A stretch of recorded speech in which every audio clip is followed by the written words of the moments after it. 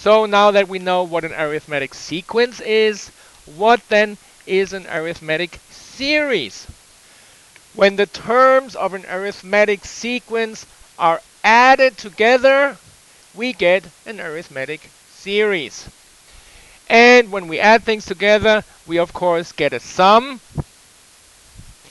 And this is the formula for the sum of a finite arithmetic series. Finite is the opposite of infinite.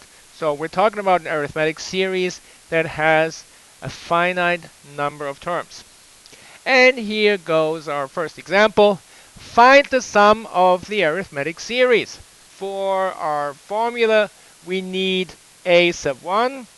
A sub 1 is 2. We need n. N is 19. But we also need a sub n. A sub n we're not given. We're given the first few terms of that series, but we need the 19th term. We don't have that one. So we need the formula that we used before to find the nth term. A sub n is equal to a sub 1 plus d times n minus 1. And for this formula, we also need d. So let's have a look. What is the common difference between the terms? It would seem that the number is 1. So going back to our formula, we got a sub 19 is equal to 2 plus 1 times 19 minus 1. A sub 19 is 2 plus 1 times 18. A sub 19 is 20. So now we can use our sum formula. So we can now go back to our sum formula. S sub 19 is equal to 19 times 2 plus 20 divided by 2. S sub 19 is equal to 19 times 22 divided by 2, which is 19 times 11. And therefore S sub 19 is equal to 209. So the sum of the first 19 terms of this particular arithmetic series is 209. Now so far we've had arithmetic series of numbers that we are adding together. We can also create an arithmetic series where each of the terms is actually an expression in itself that needs to be calculated first.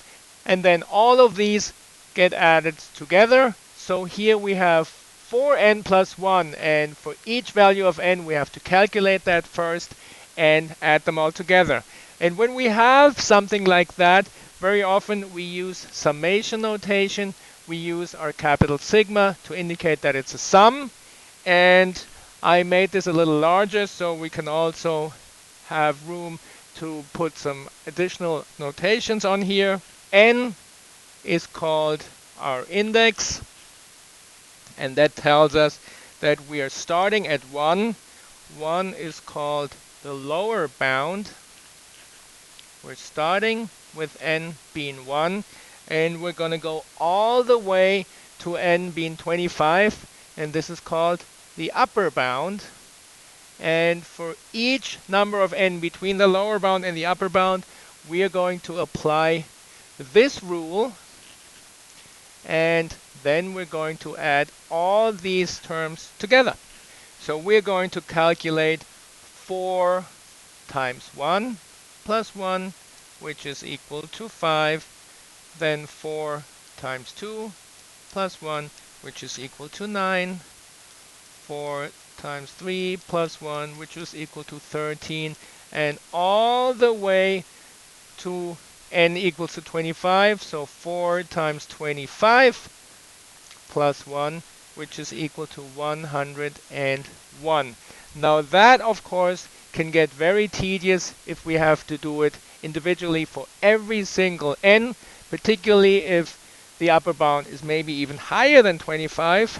But fortunately, we have a formula for the sum of a finite arithmetic series, and we can use that instead. We're trying to find the sum of the first 25 terms.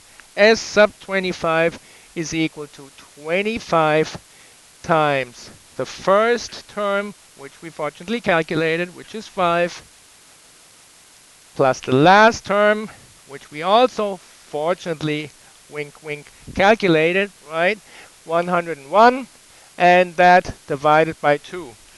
S sub 25 is equal to 25 times 106 divided by 2. S sub 25 is equal to 25 times 53. And that means that S sub 25 is equal to 1325. That was much quicker than doing every single value individually and then adding them all up together. Don't you agree? So that's it for today, and I will see you in class.